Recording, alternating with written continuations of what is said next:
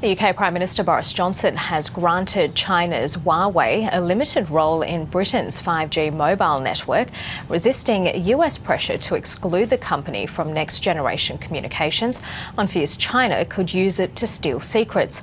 Huawei has used the UK's decision to criticise the federal government here for excluding the company from Australia's 5G network. For more, I'm joined now from Adelaide by Nick Xenophon, a former senator whose law firm provides legal counsel for Huawei. Nick Xenophon, thanks for your time tonight. How confident is Huawei the Australian government will overturn its ban on the company?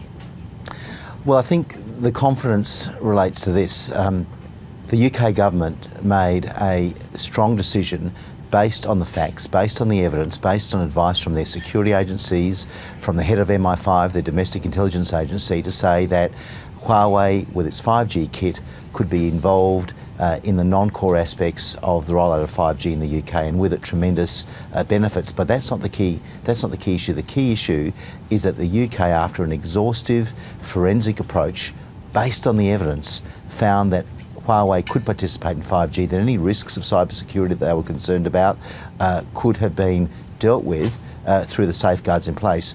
All Huawei Australia is asking for is that they be given the same opportunity for a sober, rational, reasoned approach to look at the evidence, to look at the facts, to make sure that the decision is made on the basis of fair rules, not on the basis of the ethnicity of Huawei as a company based in China, which, by the way, is a privately owned company, a company that prides itself on its technological innovation, but also on its independence. Well, the rollout of 5G is already underway in Australia, with the major telcos confirming their suppliers. So isn't it too late for Huawei to be involved in the rollout in Australia? Karina, in a democracy, it is never too late for the right decision to be made, for a decision to be made based on facts, not fear and smear. Huawei Australia would have to be, and Huawei internationally would have to be, one of the most smeared, unfairly smeared and maligned companies in history, and in particular here in Australia. It's been subjected to a relentless campaign by ASPI, the Australian Strategic Policy Institute, which interestingly last year was listed as an agent of the foreign entities register, because it was getting funding from the US State Department for a project and from US defence companies. But there's been an unfair campaign against Huawei.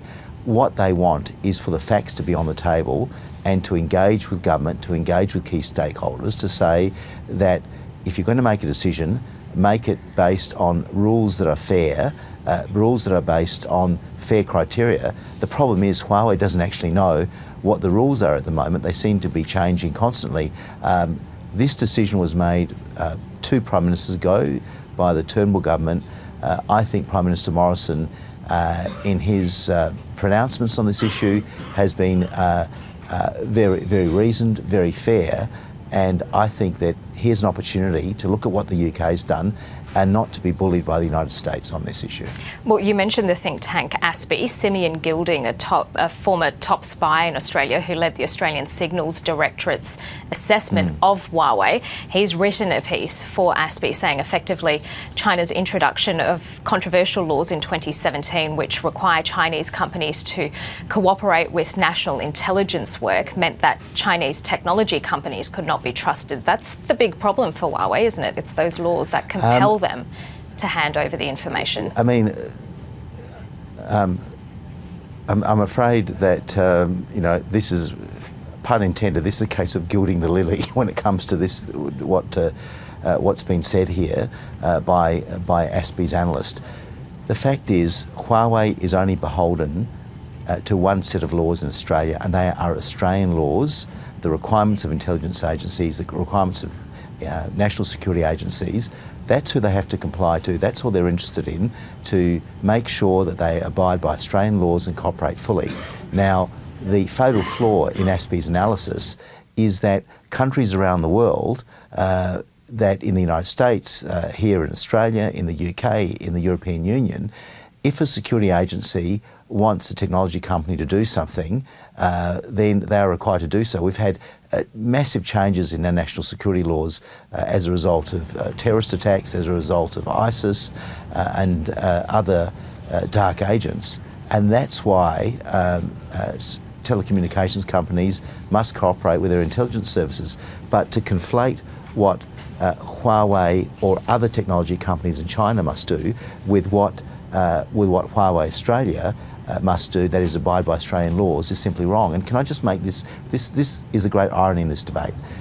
We have a situation here where if Huawei equipment is not used, the equipment that will be used by Nokia and Ericsson, the two competitors, is actually made in China by companies that are half-owned by the Chinese state. In other words, that have a significant state ownership in them, where the state can actually appoints board members on those companies.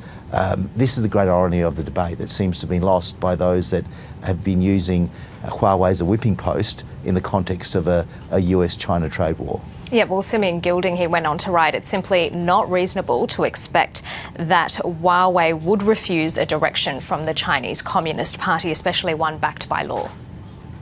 But that may be the case in China in the same way that telecommunications companies in the West are required to abide by national security laws. But the fact is this: Huawei has been prepared to have all their equipment tested in terms of so-called backdoor entries, in terms of cybersecurity threats, and they've passed those tests. They've passed those tests because they've been open, they've been transparent.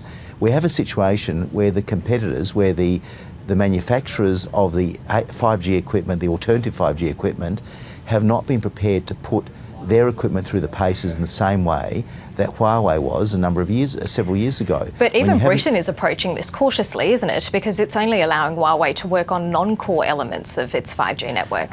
And that's the genius of Britain's decision.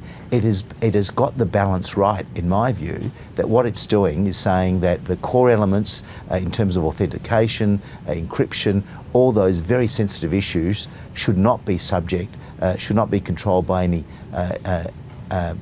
overseas entity. But when it comes to the non-core elements in terms of that pipeline of information, so you get the benefits of 5G for consumers, for businesses, then you can have safeguards in place. And that's how would Huawei ensure that separation? Because for that 5G technology to work at the highest speeds that it can, sensitive data will move through in a dynamic way. That's what the experts say. Well, I'm going to listen to the experts in the UK who've said you can separate the two, you can have the safeguards in place, and let's look at the history of this. What Huawei Australia has said time and time again to successive governments is that we will be completely open and transparent. We will have our equipment, our technology, our software, our source codes subject to the most rigorous scrutiny, something that the competitors of equipment made by state-owned enterprises in China, half state-owned enterprises in China, haven't been prepared to do. This is the great irony of this. I trust what the UK has done because they've had an incredibly exhaustive process. They've had parliamentary inquiries. You've had the head of MI5, Sir Andrew Parker in the UK, saying, we can do this, we can separate the two together.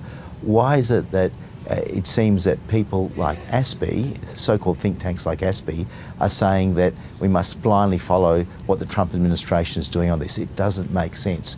I just want the facts to be out there for there to be an evidence-based approach.